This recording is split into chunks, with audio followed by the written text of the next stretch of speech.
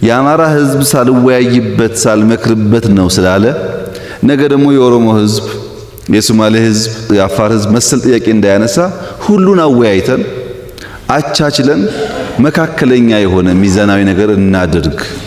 እኛ ዝም ብለን አንጻፈው።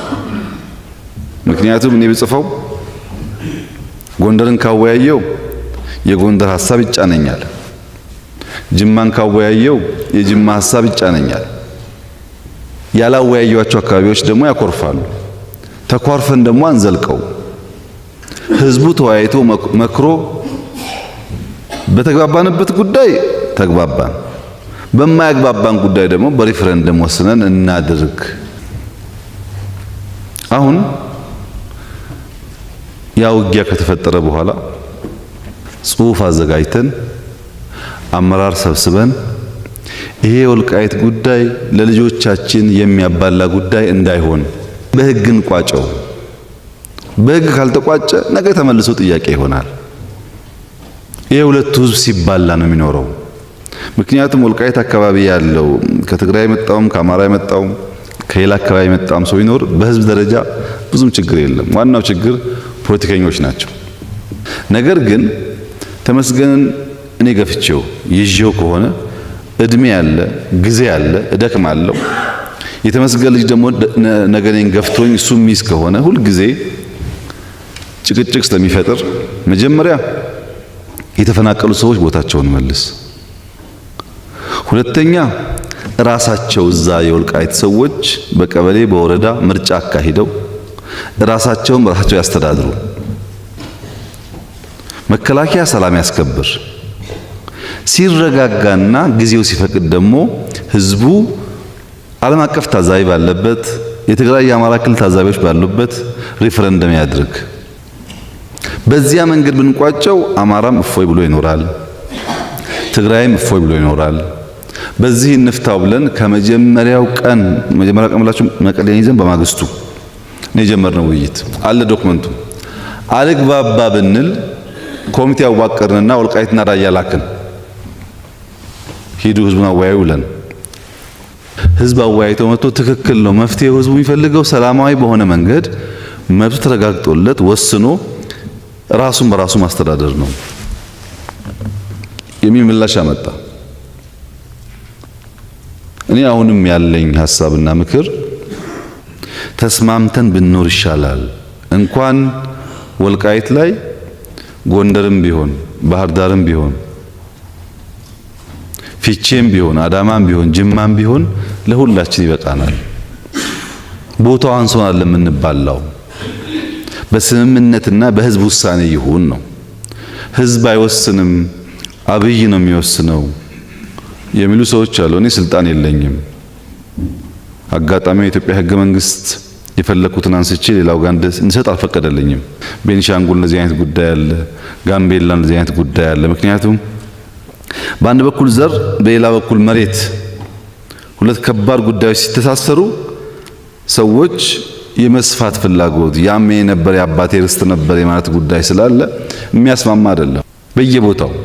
በነገራችን ላይ ከክልል ክልል ሲሆን ነው እንጂ ጉዳይ የምናደርገው በእያንዳንዱ ክልልም ጉዳይ አለ። ለምሳሌ የጅማ ከተማው ራሱ የራሱ መስተዳድር አለው። የጅማ ዞን ደግሞ የራሱ መስተዳድር አለው። የጅማ ዞን የሚፈልገው ከተማ የሚፈልገው ከዞኑ ትንሽ ሰፋ ማለት ነው። ዞን ደግሞ አትጠጋይ ነው የሚለው። በእያንዳንዱ ዞን ብትሄዱ ይሄ ችግር አለ። ከተማ ልስፋ ይላል፣ ዞን አይቻልም ይላል።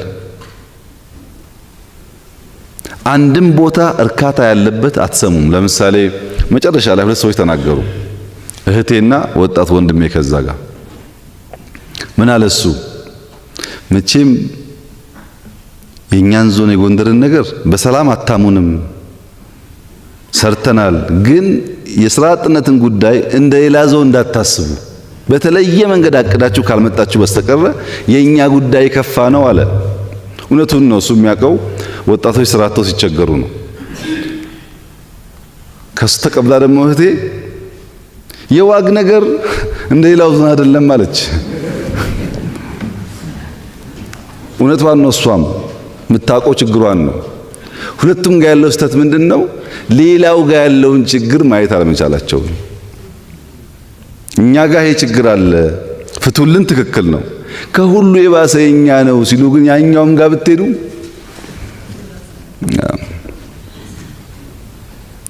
ይህንን ነገር ትንሽ በሰከነ መንገድ አንድ መሆናችንን ኢትዮጵያዊ መሆናችንን በማያሳጣ መንገድ መሄድ ያስፈልጋል። እናንተ ሁላችሁ የተናገራችሁ ሰዎች በጣም አስተዋይ ሰዎች ናችሁ። ያለንበት ችግር ፈተና ይገባችኋል። እያንዳንዱ ቀበሌን ብንሄድ አብዛኛው የአማራ ሕዝብ እንደዚሁ ነው የሚያስበው። ይሄ የምናስበውን ነገር እንኑረው። ይሄ ምንለው የምንወደውን ሰላም እንኑረው፣ የምንፈልገውን ልማት እንኑረው። ያን ካደረግን እናልፈዋለን። በእኛም ወገን በጣም ብዙ ችግር ነው ያለው። አባቴ ምርር ብሏቸው በጦርነት በመጣችሁ ያሉት ነገር ቀላል ሐሳብ አይደለም። በውስጡ ትልቅ መልእክት አለው። በተደጋጋሚ ብየዋለሁ። ኦሮሞ የሚሉ ሰዎች፣ አማራ የሚሉ ሰዎች እመኑኝ፣ ከፈለጋችሁ ፈትሹ። አንዲት ኤሌመንተሪ ስኩል ለሰፈራቸው ይሰሩ አይደሉም። ዛሬ አይደለም ስልጣን ኖሯቸው፣ ዛሬ አይደለም በሰላሙ ጊዜ አንድ ቀን አስበውት አያውቁም። ችግር ሲመጣ ነው ያ ስም የሚነሳው። ሁሉም ሰው ነው፣ ሁሉም ኢትዮጵያዊ ነው፣ በጋራ እንኑር የሚለው ቦታ የለውም። በዚህ ዘመን በሃይማኖት ውስጥ በዘር ውስጥ የተደበቀ ፖለቲካ ካልሆነ በስተቀር እኛ የምናስበው አቃፊው ሁሉን ይዞ የሚሄደው ፖለቲካ ኮንስቲትዩንሲ የለውም፣ ረጂ የለውም። መልካም አስተዳደርና ሌብነትን ከማንሳት በፊት ፓርቲ በሚመለከት ፓርቲ የጠራ ከሆነ የጠራ አመለካከት ካለው አንድ ከሆነ ሐሳቡ ብዙ ጉዳይ ይፈታል። ለዚያ ነው ሁሌ ስልጠና፣ ሁሌ ውይይት የምናደርግበት ምክንያት በማስተማር ከተፈታ በሚል ነው። ሰዎች ወደ ፓርቲ የሚጠጉት፣ ወደ እምነት የሚጠጉት፣ ወደ ዘር የሚጠጉት ለጥቅም ስለሆነ ጥቅማቸው የማይከበር ከመሰላቸው እንደ ጅብ የቆሰለውን የራሳቸውን ገላ ይበሉታል። ጥቅም ነው። በተደጋጋሚ ነግሬያቸዋለሁ። አሁንም እኔ በኩራት ነግራቸዋለሁ። ከኢትዮጵያ እኔ አንድ ብር አልሰርቅም። አውቀዋለሁ። እሱ አልሰርቅም፣ የለሁበትም። ሌላውም ሰው እንደዛ መሆን አለበት። መስረቅ የለብንም። የሚሰረቅ ሀገር አይደለም። ከማን ይሰረቃል? ይህንን እንደ ሞኝነት እንዳለማወቅ የሚያስቡ ሰዎች አሉ። የውስጣችን ባለሀብቶች ውጭ ካሉት ባለሀብት ጋር ሆነው ያምሱናል። ታስታውሱ ከሆነ ዓመት ገደማ ነው ሌብነትን እንታገል ብለን ኮሚቴ ያልነው። ከዛ በኋላ እኮ እሳት ነው የሆነው።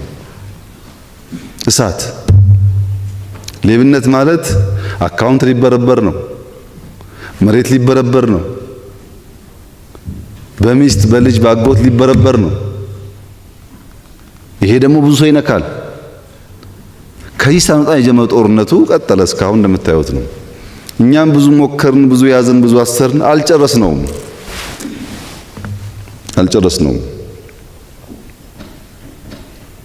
አሁን ቴድሮስ ይባላል። በፎቶ ጎንደር ብትሄዱ በጣም ብዙ መኪና ላይ ፎቶ አለ። ማን ገደለው? ምን እንግሊዝ መቼም አማርኛ ይናገር፣ መቼም እንግሊዝ እንዲህ በርብሮ ቤቱ አያቅ። ይሄው ዛሬ እንኳን ሽፍታ መያዝ ተቸግረን የለ እንዴ? ህዝቡ እየደበቀ ቴድሮስን ወገኑ ቤተሰቡ ቢደብቀው ኖሮ እንዴት አድርጎ እንግሊዝ ያገኘው ነበር? ማን ገደለው? አሁን ከሞተ በኋላ ዝም ብለን ብንል ዋጋ የለውም እኮ። እያለ ምን ረዳ ነው? ምን አደረግን? ከሱ ጋር ቆመን። ሲሞትስ እንዴት ሞተ? አሁን ሚኒሊክ ይባላል። በታሪክ እንደምታውቁት አጼ ሚኒሊክ ሞተው 7 ዓመት እኮ ህዝቡ አያውቅም። በአዝማሪ ነው የጠፉ ምናምን የሚባል እንጂ ህዝቡ አያውቅም፣ አልተነገረውም። ዛሬ እኛ እንዲህ የምንወዳቸው ንጉሥ 7 ዓመት ሙሉ ሞተው እንዴት ተደበቀ? እንዴት ተደበቀ? 7 ቀን እኮ አይደለም፣ 7 ዓመት በጣም ረጅም ጊዜ ነው። አሁን ካለፈ በኋላ የምናደርገው ዋጋ የለውም። ያን አብረን ቆመን ረድተን ጊዜያቸው ካለፈ በኋላ አለፈ። ተመልሰው ምንም ማድረግ አይችሉም። ታሪክ ነው። በአማራ ክልል ከዚህ ቀደም አንስቼዋለሁ። በአማራ ታሪክ አፄ ቴዎድሮስም አፄ ሚኒሊክም ያረጋን ያክል የህዝብ ቁጥር ያለው አማራ መርተው አያውቁም። አሁን ያለው አማራ እኮ በብዙ እጥፍ ትልቅ ነው። ያኔ ከነበረው ኢትዮጵያ ይበልጣል። ሀብቱም፣ ትምህርቱም፣ ብዛቱም ዛሬ ይበልጣል። ባነሰ ህዝብና ሀብት የተሰራውን ገድል እያነሳን በበዛው ህዝብና ዕውቀትና ሀብት ምንም ነገር ማንሰራ ከሆነ ምን ዋጋ አለ? ያ ገድል የሚነሳው የተሻለ የምንሰራበት ከሆነ ነው። ዛሬ እንዲሁ ከሆነ ዋጋ የለውም። ይህንን ቅድም በተነሳው አግባብ በእኛ ውስጥ በሺ የሚቆጠር ሰው እያወረድን እያባረርን እየሞከርን ያለ ነው። እናንተም ግን እርዱን። ምክንያቱም ለነጻነት መታገልና ነጻነትን ማስተዳደር ለየቅል ነው። የኢትዮጵያ ህዝብ ጥቃት አይወድም። የትኛውም ሰፈር ያለው ሰው ጥቃት ስለማይወድ በእንጉርጉሮ በዘፈን በግጥም ይቆጣል፣ ይሞታል ለነጻ ለመሆን።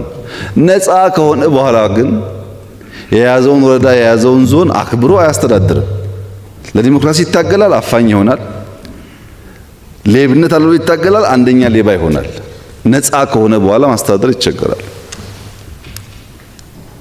አሁን የአማራን ክልል ብቻ ሳይሆን ሌላም ቦታ ያሉ ረባሾች እንኳን ስልጣን ይዘው ስልጣን ሳይዙ የሚያግቱ፣ ስልጣን ሳይዙ የሚዘርፉ፣ ስልጣን ሳይዙ 20-30 ሚሊዮን በአካውንታቸው ያለ ሰዎች ሀብት ላይ ቢቀመጡ ምንድነው የሚያደርጉት? እና ፖለቲካችን በጣም ብዙ ችግር ያለበት ነው። እኛ ያለ መለወጥ እየተጋን ነው። ካገዛችሁን መፍትሄ ያገኛል። የወሰንና የሕገ መንግስት ጉዳይም በውይይት ካደረግነው መፍትሄ ያገኛል። መፍትሄው ግን በውይይት መሆን አለበት፣ በንግግር መሆን አለበት የሚለውን ሁላችንም ብናስብ፣ ብንቀበል፣ ብናምን መልካም ነው። መፈናቀል በሚመለከት ብዙዎቻችሁ አንስታችኋል። መፈናቀል ተገቢ አይደለም። ሰዎች ከሞቀቂያቸው ቤታቸው ወጥተው በካምፕ እየኖሩ ለማኝ መሆን የለባቸውም። ወለጋ ውስጥ የተፈናቀሉ በጣም ሰፊ ሰዎች አሉ። ነገር ግን በቅርቡ በስራ አስፈጻሚ እስቲ ከኦሮሚያ የተፈናቀሉ ሰዎች ቤታቸውን፣ ሰፈራቸውን ለዩና ይመለሱ፣ የኦሮሚያ ክልልም ፌዴራልም ባለው አቅም ደግፎ ይቋቋሙ። አሁን ወንድሜ እንዳነሳው ኮሚቴ አዋቅረው ሄደው አይተው ህዝቡን እንቀበላለን፣ ፍላጎት አለን፣ ይምጡ አለ። አምጡ ተባሉ። ሊያመጡ ሄደው እነዛ ካምፕ ውስጥ ያሉ ሰዎች ለፖለቲካ ንግድ የሚጠቀሙባቸው ሰዎች ከለከሏቸው። ይሄ እውነት ነው። ካምፕ የተቀመጠው ጎጃምም ሰሜን ሸዋም ያለው ሰው ይመለስ ማለት አልጋ በአልጋ ነው ማለት አይደለም። ከህዝቡ ከወንድሞቹ ጋር ያለውን ችግር ተጋፍጦ ይኑር። መፍትሄው ይህ ብቻ ነው። የትግራይም አማራ ይመለስ፣ የአማራውም ኦሮሚያ ይመለስ፣ የኦሮሚያውም ከመጣበት ይመለስ፣ ባለበት ይኑር በቂ ቦታ ስላለን ቦታ አንሶን ሰርተናል ለምንባላው እኛ ወደ ስልጣን ስንመጣ ኢትዮጵያ የምታርሰው መሬት አጠቃላይ 15.9 አካባቢ ሚሊዮን ሄክታር ነበር። ዛሬ 23 ሚሊዮን ደርሰን ገና በጣም ብዙ ያልተነካ ቦታ አለ። ብንሰራ ሌላ የሚተርፍ ሀብት አለን። አንሶን አይደለም። በዚህ አግባብ ቢታይ ያሉባልታው ምናምኑ ትንሽ እያራራቀን እንዳይሄድ ስለሰጋው ነው። ሃይማኖትን በሚመለከት ብዙ የሃይማኖት አባቶች እዚህ አሉ። እኔ 0.1% ሙስሊምን፣ ኦርቶዶክስን፣ ፕሮቴስታንትን፣ ካቶሊክን በመንግስት ፖሊሲ፣ በመንግስት እውቅና፣ በመንግስት እቅድ 0.1% እንኳን መጉዳት ለመጉዳት አስበናል ብዬ ለደቂቃ አይጸጽተኝም። ለምሳሌ ኦርቶዶክስን ብንወስድ ከኔ በላይ ኦርቶዶክስን ያከበረ ያስታረቀ ካርታ የሰጠ የለም።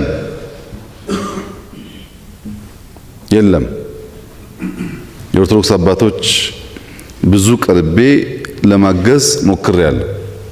እዛ ውስጥ ፖለቲካ ዘር ሲቀላቀል ደግሞ የሚያጠፋው ጥፋት አለ። እሱን ትልቅ ተቋም ናት። በውስጧ በጣም ብዙ ሰዎች አሉ፣ የሚያውቁ ሰዎች አሉ። ፈትሸው ሃይማኖት የሚያስደፍረውን አትንካ፣ ፖለቲከኛውን ደግሞ እረፍ፣ ከፈለክ እዛው ሂድ ብሎ መለየት ያስፈልጋል። ይሄ የኦርቶዶክስ ጉዳይ ነው። ኦርቶዶክስን መንካት፣ ኦርቶዶክስን መጉዳት የሚያስብ መንግስት ካለ ግን መንግስት መሆን አይችልም። ግማሽ አካሉን ጎድቶ ራሱን በጥብጦ ራሱን ረብሾ ልማት የሚያስብ መንግስት አይኖርም። በሙስሊሙም እንደዛ ነው፣ በጴንጤውም እንደዛ ነው። ብዙ አጭበርባሪ ጴንጤ አለ፣ ብዙ አጭበርባሪ ሙስሊም አለ፣ ብዙ አጭበርባሪ ኦርቶዶክስ አለ። ሰው ስለሆነ ነው። ያ መሸፈኛ መደበቂያው ነው። ሰውየው ግን የራሱ ባህሪ ስለሆነ ያ ባህሪውን ይዞ እነዚያን ጠቃሚ ተቋማት ያቆሽሻል። እሱን ለይቶ ማስተካከል የሃይማኖት አባቶች ጉዳይ ይሆናል። በዚህ ጉዳይ ብዙ የሚያውቁ የተመራመሩ ጥበበኛ ሰዎች በውስጣቸው ስላሉ መፈተሽ አይቸገሩም። እና ሃይማኖት በሚመለከት ኦርቶዶክስ ከዚህ ቀደም ብየዋለሁ፣ አሁን ደግሞ አለው ለኢትዮጵያ ጌጥ ናት፣ ውበት ናት። ምንም ያጎደለችው ነገር የለም። እስላም ጌጥ ነው፣ ውበት ነው። ተከባብረው ያላቸውን ነገር እያወጡ ቢሄዱ ኢትዮጵያን ሞር ውብ ያደርጓታል እንጂ በደል የለውም፣ ጥፋት የለውም። እዚህም እዚያም የሚያስደንቁ አባቶች አሉ፣ የሚጸልዩ ስጋቸውን የሚቀጡ ለእውነት የቆሙ ሰዎች አሉ። እዚህም እዚያም የሚቀጥፉ ሰዎች አሉ። በፊት ህግ እያወጣን ነው። ህግ እናወጣለን። ሃይማኖትና መንግስት ተለያይተው ስራቸውን ይሰራሉ። በቅርቡ ህጉ እንደሚጸድቅ ተስፋ ይደረጋል። ያኔ ሁሉም በህግ ይሰራል። አሁን ተቀላቅሏል። ያልተቀላቀለ ጉድ የለም። እንደዛ አይቻልም። በእስላም ውስጥ ሆኖ በእስላም ተቋም ውስጥ ሆኖ ፖለቲካ ማራመድ ትክክል አይደለም። ያ ግለሰብ ፖለቲካ ካሰበ ችግር የለበትም። እምነቱን በግል እየተከተለ ፖለቲካውን ደግሞ ከፓርቲ ጋር ማራመድ ይችላል። እንዲያ ካልሆነ በስተቀረ ይበልጥ ጥፋት ስለሚያመጣ እኛም በዚህ አግባብ ብናየው፣ መንግስትም እንደ መንግስት እንዲሰራ ብንፈቅድ ለሁላችን ይጠቅማል። መሰረተ ልማት በሚመለከት እውነት ነው ገና በጣም ብዙ ነገር ይቀራል። ዋግን ሄጄ ነበር። እህቴ እንዳለችው ነው። የሚገርም ታሪክ አለ፣ ጀግኖች አሉ። ግን ያሳዝናል፣ አልተሰራም ስራ። እሷ ዘነጋችው እንጂ እኔ ሲሄድ መብራት የለንም ጨለማንን ብለው ከሌላ ክልል ነው ጄኔሬተር ጭኜ የወሰድኩላቸው። ለ6 ወር 8 ወር ዓመት አላቅም መብራት የገባው ከሌላ ቦታ ሄዶላቸው ነው። እሱ ረስተዋለች። እሷ መንገድ ነው የምትጠይቀው። ግን ትክክለኛ ጥያቄ ነው። ዋግም ጎንደርም እውነት ነው ችግር አለ።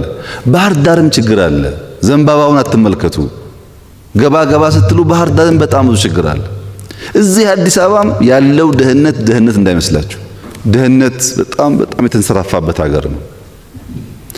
ያ ሳይበቃን ደግሞ ትንሽ የነቃን ትንሽ የተማርን ትንሽ ገንዘብ ያየን ደግሞ ሰርቀን መደበቁን እንጂ መልሰን ልማቱን ወደ ህዝብ አንወስድም። በዚህ ምክንያት ሰዎች ይቸገራሉ። ይህን ተጠበቀ ሆኖ እኔ አማራ ክልል መጀመሪያ ሲሄድ በኋላም ስወያይ የተነሳው ጥያቄ የልማት ጥያቄ ነው። አንዳንዱ በጣም ትክክለኛ ጥያቄ፣ አንዳንዱ ደግሞ ለማደግ ካለ ፍላጎት ጋር የሚያያዝ ጥያቄ። ለምሳሌ ኢንዱስትሪያል ፓርክ 4 ኢንዱስትሪያል ፓርክ ያለው ክልል አማራ ክልል ብቻ ነው። አንድም ክልል 4 ኢንዱስትሪያል ፓርክ የለውም። አግሮ ሲጨመር 5። ማንም የአማራ ክልል ተወካይ ግን ኢንዱስትሪያል ፓርክ እንኳን እኛ ሻልን እንላለን አይልም። አምጣ ነው። መንገድ ባለፈው አንስቻለሁ። 3000 ምናምን ኪሎ ሜትር ነው የጀመርነው። ሁሉ አላለቀም፣ የጀመርነው ብዙዎቹ አልቀዋል። ግን የነበርንበትን ጦርነት አትዘንጉት፣ ኮሮና አትዘንጉት፣ አሁን ያለውን መተራመስ አትዘንጉት። ይሄ ሁሉ ገንዘብ ስለሚወስድ ጊዜ ስለሚወስድ መተን መንገድ የምናይበትን ጊዜ ስለምንዋጋበት የሚበላሹ ጉዳዮች ይኖራሉ፣ የሚቀሩ ጉዳዮች ይኖራሉ። ለነገሩ ሰርተንስ መቼ ታየ ብላችሁ ነው? ጎርጎራ እኮ ኢትዮጵያ ውስጥ የለም። ጎርጎራ እኮ ራሱ ፋሲል ነው። መቼም ልጆቻችሁ እንደሚናገሩ አውቃለሁ። ጎርጎራ ፋሲል ሆኖ ሲሰራ ምን ዋጋ አለው? ጎንደር እኮ ነው የተሰራው ያለው ኦሮሞ አይደለም። ጎንደር እኮ ነው የተሰራው የሚል ሹክቻ ሲመጣ ባለስልጣናት የሚሰራውን ሰውዬ እየጠሩ ማራከስ ሲጀምሩ ገንዘብ ስላጣን ይሄ ነገር ችግር እንዳያመጣብን ብለን ራሱን ለምነን የጎንደርን ሪፕሊካ የሚመስለውን ነገር ባህር ዳር ላይ ስራል ነው። ምክንያቱም ጎንደርና ባህር ዳር አንድና ያው ናቸው። ምን ልዩነት የለውም። አሁን ጎርጎራ እንዳያልቅ እየያዘ ያለው ማን ነው? ከጎርጎራ በላይ በጀት የተሰጠው አቴንሽን የተሰጠው እኮ የለም። ማን ነው ዕቃ ከፖርት እንዳይሄድ እየከለከለ ያለው? ያለቀ ስራ እኮ ነው ሳይመረቅ ቆሞ ያለው። ያ ጎርጎራን ብዙ ደክመንበት ስለሆነ የተሰራው 15 ጊዜ ሄጄ አይቼዋለሁ። እኔ እንዲያልቅ ስለምፈልግ ማንም ሰው ጎርጎራ ሄዶ ጣናን አይቶ ያ መልክዓ ምድር አይቶ አለማድነቅ አይችልም። አስደማሚ ቦታ ነው። ግን እናንተ ካላከበራችሁት፣ እናንተ ካላደነቃችሁት ቱሪስት አይመጣላችሁም።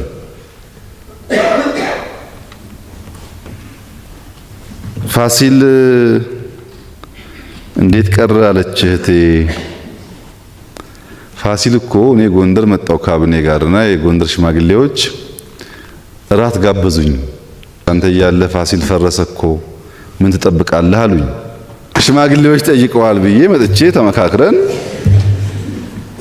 መጽሐፍ ሽጬ የመጽሐፉን ሽያጭ ፋሲል ይገንባበት ብዬ ለፕሬዝዳንቱ በሚዲያ ዓለም እያየ አስረክቤ ትንሽ ዘጌት ሲልብኝ ፈራሁና ሌላ ገንዘብ ፈልጌ ኮንትራክተር ወስጄ ራሴ ሄጄ አይቼ አስጀመርኩ። ኮንትራክተር ከገባ በኋላ ሊያቆሽሹብን ነው፣ ሊያበላሹብን ነው፣ ሊያጠፉብን ነው ብለው ተናገሩ፣ ሰበኩ። አይሰራም ብለው አስቆሙት። ይሄው ወርቁ እኮ አለ። እኔ መቼም በግድ መጥቼ ፋሲል አስገድጄ አልሰራም። ጠየቃችሁኝ፣ ለስራ ብዬ መጣው። አይቻልም አላችሁኝ፣ እሺ ብዬ ቁጭ አልኩ። የሚኒልክን ቤተ መንግስት ካደስን፣ የሥላሴን ካደስን የፋሲል የማይታደስበት ምንም ምክንያት የለም። የአባቱን እኮ ሰራንለት። ጎርጎራ እኮ ፋሲል ነው።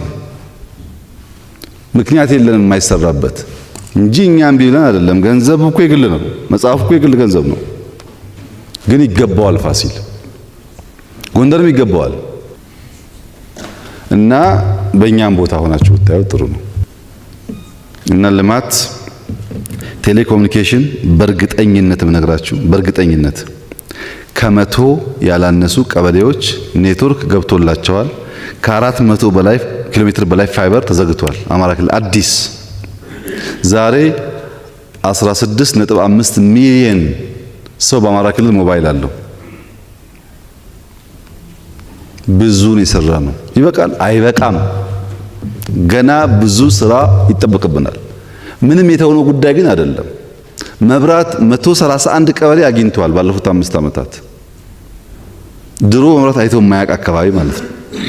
ይቆራረጣል፣ ሽቦ ተቆርጦ ይሸጣል፣ ጠዋት መጥቶ ከሰዓት ይጠፋል። እውነት ነው። እሱ ሁሉ ደባው ሴራው እውነት ነው። በፓርክ በመንገድ በቱሪዝም ጉዳይ የላሊበላ የፋሲል የጎርጎራ አሁን ደግሞ የሐይቅ አማራ ክልል በጣም ብዙ ታሪክ ማንም ሰው እንኳን ሌላው ሰው ራሱ አማራ ነኝ ባዩ ተምሮ የማይጨርሰው ታሪክ አለ። ቢሰራ በየቦታው ቢሰራ ብንማር እንደ ሀገርም ሀብት ነው፣ ለአማራም ሀብት ነው፣ ለአፍሪካም ሀብት ነው።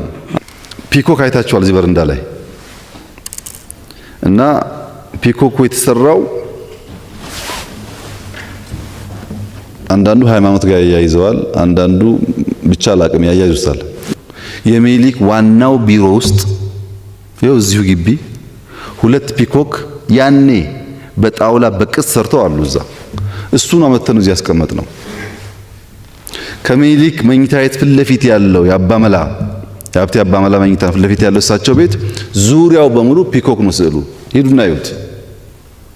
ይሄ እኔ ግቢ አይደለም፣ እኔ አልሰራሁትም። የቆሸውን ያጸዳሁት ግን መጀመሪያ ሲሰራውም ከነበረው ጊዜ አስበልጬ ነው። ጥያቄ የለውም እሱ። ከታደሰ በኋላ ታሪክ እንማርበታለን። በቱሪዝም በጣም ሀብት ነው፣ ሳይበላሽ ይቀጥላል። ያን በማቆሸሽና በማዋረድ ክብር አይገኝም። ዓላማው ግን እያንዳንዱ ዲዛይን ከራሱ ከሐሳቡ ከጽሁፉ ከቤቱ የመጣ እንጂ ምንም የለጠፍነው ጉዳይ የለም። ካላመናችሁ ስትወጡ ለምሳ ሄዱና እዩት።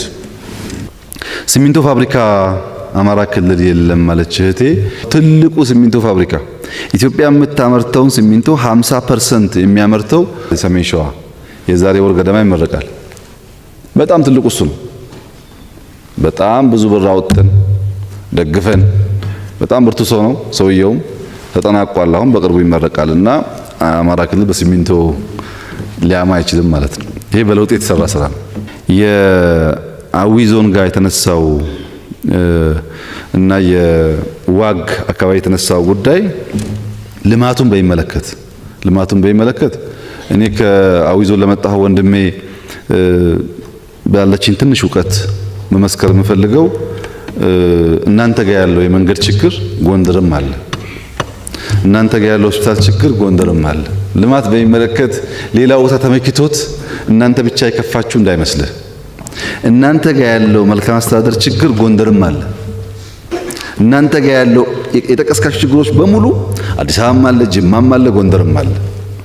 ለብቻ ለእናንተ የሆነ ነገር አድርጋ አትሰበው። እንደዛ አይደለም። የዋግ ያው የጀግንነቱ እንዳለችው ነው። በጣም ብዙ ጀግና አለበት። አሁንም ብዙ ትልቅ ስራ የሚሰሩ ጀግኖች አሉ። ግን ያው ጀግንነት በልማትም መገለጽ አለበት። ዋግ ጀግና ከሆነ አልምቶ ያሳየን። ያንቺ አያት ቅድመ አያት ምናምኖች እኮ እነዛ የምታውቂያቸውን ዓለም ላይ ዛሬ እንኳን የሌለ ቤተክርስቲያን ሰርተዋል። በምን ሰሩ? ብር ፌዴራል መንግስት በጊቶላቸው ይሰሩት እንዴ? ያንን ጀግንነት ነው የምፈልገው ዋግ ላይ ነው። ያን ሸለቆ ሰርቶ ከቸርች የሚያገናኘው ጠንካራው ህዝብ የት አለ ነው ጥያቄው። አባቶች ጀግኖች ናቸው እኮ በዚህና በዚህ ሰርተው ተሸክመው የሰሩትን ነገር በጠገንኛ ለምን ለምናለን? ሌላ ማናቀውን ለምን መኪናን ለምን አናቀው? ትራክተርን ለምን በበሬ ማረስን ግን እንዴት ለምናለን? እና ጀግኖች ያልሻቸውን ሰብሰብ አድርገሽ ልማት ስሩ። በጦርነት ብቻ ጀግንነት አይሰራም። አርበኝነት በልማትም በሰላምም መሆን አለበት ብለሽ መንገድ አለብሽ። እኔም ነግራቸዋለሁ። ነገር ግን ዋግ በጣም ታሪክ ጠገብ ስለሆነ የአማራና ትግራይ ህዝብን የሚያስተሳስር ድልድይ ስለሆነ በአንዳንድ ነገር ማገዝ በጣም ጥሩ ነው። ይህንን የአማራ ክልል አመራሮችም በደንብ ከልባቸው ወስደው ማድረግ አለባቸው። ዋግ ላይ ከተሰበረ ድልድዩ ብዙ ነገር ነው የሚበላሸው። ያ እንዳይሆን በትብብር እንሰራለን። እስካሁን ያልሽው ትክክል ነው። ወደፊት አቅም በፈቀደ መጠን ሰላም ስናገኝ እየጎበኘን የሚጎል እየሞላ እንሄዳለን። ግን ዋግም ይገርምሻል፣ ባለቤቴ መጀመሪያ ሃይስኩል የሰራችው እዛ ነው። ተሞክሯል። ግን ከህዝቡ ደህንነትና ችግር አንጻር የተሰራው ስራ በጣም ገና ነው። አስፋልቱም በዩ ሆስፒታሉም በዩ ሌሎችም ጉዳዮች ገና ናቸው። ደረጃ በደረጃ በነካጃችን እየሰራ እንደምንሄድ ተስፋ አደርጋለሁ። ማዳበሪያን ልክ ነው። አምና ችግር ነበር። ግን ችግሩን ከኛ ጋር ብቻ አታያይዙት። የራሻና ዩክሬን ጦርነት ብዙ ነገር ነው ያበላሸው። ኮንትራት የገባንባቸው የዘገዩብን ጉዳዮች አሉ። ዘንድሮም እንደው ፈጣሪ ረድቶን ነው እንጂ ዘግይተን ቢሆን ኑሮ አሁን ቀይ ባህር እንደምታዩት ስለሆነ ችግር ነበር። መርከቦቻችን እየመጡ አይደለም አሁን። ግን እኛ አምና ችግር ስለነበረ ወዲያው ኮንትራት ፈጽመን አብዛኛው ገብቷል። የቀረውም እየገባ ነው ያለው። ይሄ ችግር ደግሞ ትንሽ ረገብ ካለ የተሻለ እንደሚሆን ተስፋ አደርጋለሁ። ግን ማወቅ ያለባቸው ነገር የፌዴራል መንግስት 20 ቢሊዮን ብር ከመንግስት በጀት ማዳበሪያን ደጉሞን የገዛ ነው። ማዳበሪያ እኛ እናመርትም፣ በገዛንበት ዋጋም አንሸጥም። 20 ቢሊዮን ደጉመናል። መሀል ላይ ማዳበሪያን የሚደልሉ የሚሸጡ ኮንትሮባንድ የሚያደርጉ ሰዎች ደግሞ እንግዲህ ምን ያክል ሀገር ጥፋት እንደሆነ ገብቷቸው ከዚያ ተግባር እንደሚመለሱ ተስፋ አደርጋለሁ። ጥሩ ነገር አይደለም፣ ግን መንግስት እየሞከረ ነው ያለው። ወደፊትም ያለን ፍላጎት ለማምረት ነው። ህዳሴን የሚያክል ትልቅ ስብራት ባይኖርብን ኖሮ እንሰራው ነበር። ህዳሴ ግን በጣም ብዙ ብር የሚፈልግ በጣም ትልቅ ስራ ስለሆነ አብዛኛውን ሪሶርስ ስለወሰደብን ማዳበሪያ ፋብሪካ አልጀመርንም እንጂ ወደፊት በሀገር ውስጥ መስራት እናስባለን። እሱ ነው መፍትሄ የሚያመጣው። ከውጭ እያመጣን ብዙ የሚያዋጣ አይደለም። ያ እስኪሆን ድረስ ግን ትንሽ መታገስ ይኖርብናል። ፍርድ ቤት ችግር አለ፣ እውነት ነው። አመራር ተቀያይሯል። ሪፎርም እየሞከሩ ነው። አሁንም ችግር አለ። ለውጥ የመጡባቸው አካባቢዎችም አሉ። በቀጣይም ተባብረን ከነሱ ጋር እንሰራለን። ችግሩ ግን አለ፣ እነሱ ጋርም አለ፣ እኛ ጋርም አለ። ፖለቲካ ስልጣን በሚመለከት አዲስ አበባ ላይ ከለውጥ በኋላ 100% እርግጠኛ ሆኜ የምነግራችሁ ነገር የአማራ ተወላጆች ባለፉት 5 ዓመታት አዲስ አበባ ላይ ያላቸውን ስልጣን ባለፉት 30 ዓመታት ኖሯቸው አያውቅም። የፈለገ ሰው ተደራጅቶ ያጣራ። ድሮ የነበረው ስልጣን 25% ኦፒዲዮ፣ 25% ብአዴን፣ 25% ቲፒኤልኤፍ፣ 25% ደህዴን ነበረ። የፈለገ ቢያብጥ ስልጣኑ 25% ብቻ ነበር በአዲስ አበባ ላይ የአማራ ድርሻ። ዛሬ ግን ካላጋነንኩት 33 እስከ 35% ስልጣን አለው። ከምክትል ጠቅላይ ሚኒስትር ጀምሮ ደህንነት፣ መከላከያ፣ ውጭ ጉዳይ፣ አየር መንገድ በቃ ተቋማት የሚባል በሙሉ ድሮ ለአማራ ብዙም ያልተፈቀዱ አካባቢዎች አሁን በሩ ክፍት ነው። እኛ የምንፈልገው አማራ ነኝ እያለ ኦሮሞ ነኝ እያለ የሚያጭበረብረውን ሳይሆን ከልቡ ኢትዮጵያዊ ሆኖ ለአማራውም ለኦሮሞም ለወላይታውም የሚሰራ ሰው ማየት ነው። እንደዛ እስከሆነ ድረስ ሁሉም ስልጣን ክፍት ነው።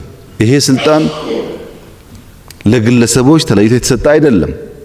ቅድም ወንድሜ እንዳለው በምርጫ ነው የሰጣችሁን፣ በምርጫ ውሰዱት። ስትፈልጉ ከኛ የተሻለ ካገኛችሁ ምረጡ፣ ችግር የለም። ደግሞ ታዩታላችሁ። በምርጫ ህዝቡ ሲወስን እንዴት እንደምናከብር ጊዜው ሲወጣ ታዩታላችሁ። በአፈሙዝ ግን በፍጹም እኛ ወታደሮች ነን፣ የአድዋ አርበኞች ልጆች ነን። ሰው በጉልበት ሊያሸማቅቀን አይችልም። ማንም ቢሆን በሰላማዊ መንገድና በምርጫ ከሆነ ግን ህዝብ የወሰነበትን ነገር ለሰከንድም አናቅማማም፣ እንቀበላለን። አማራ ክልል ውስጥ ግጭት ሲፈጠር አማራ ክልል ገና ከውጊያ ወጥቶ አመት እንኳን ሳይሞላው መኪና ማቃጠል፣ አምቡላንስ ማቃጠል፣ ይሄ ትክክል አይደለም። አማራ ክልል ኢሹ ካለው በእንደዚህ መንገድ ተነጋግረን የምንችለውን መልሰን የማንችለውን ባካችሁ ይቅር በሉን ብለን አልፋለን። ምን ያገዳድለናል? ትክክል አይደለም እሱ። ለዚህ ነው የግጭቱ ጉዳይ ከባድ የሚሆነውና እርስዎ ከፈለጉ በአንድ ጊዜ ይፈቱታል፣ ችግር የለውም ላልሽው እህቴ፣ እንደዛ ግን አይደለም። እንደዛ ፍላጎቶች አሉ። በውስጥ ያለው ብቻ ሳይሆን ከውጭ እኮ የሚገዛ አለ፣ የሚገፋ አለ። የተከፈላቸው ሰዎች ናቸው እኮ መቀየር አይችሉም። ዝም ብሎ ማድፈጥ ይችላሉ እንጂ መቀየር አይችሉም። የኛ ፍላጎት ሸኔ በአማራ ክልል ያለውም ሸኔ በኦሮሚያ ያለውም ሸኔ ህዝብ ከማገት፣ ከመግደል፣ ከመጥለፍ፣ ከመዝረፍ ወጥቶ በሰላማዊ መንገድ ተነጋግሮ ትጥቁን አስቀምጦ ምርጫ ተወዳድሮ በሐሳብ አሸንፎ እነሱ እዚህ መጥተው እኛ እዛ ብንቀመጥ ምንም ችግር የለብንም። እና በአማራ ክልል ተደጋጋሚ ጥሪ ያቀርበናል። አሁንም ክቡር ፕሬዝዳንት፣ ክቡር ምክትል ጠቅላይ ሚኒስትር እባካችሁን በሰላማዊ መንገድ ገብቶ መነጋገር የሚፈልግ ሰው ካለ ይሄ ሁሉ የሃይማኖት አባት ምን ይሰራል? ጎንደር ያለው ሃይማኖት አባት ጎንደር ያለውን፣ ጎጃም ያለው ጎጃም ያለውን፣ ወሎ ያለው ወሎ ያለውን፣ ወለጋ ያለው ወለጋ ያለው ያስገባ፣ እንነጋገርና እንወያይና በእኛ አቅም ይመለስ ነገር ካለ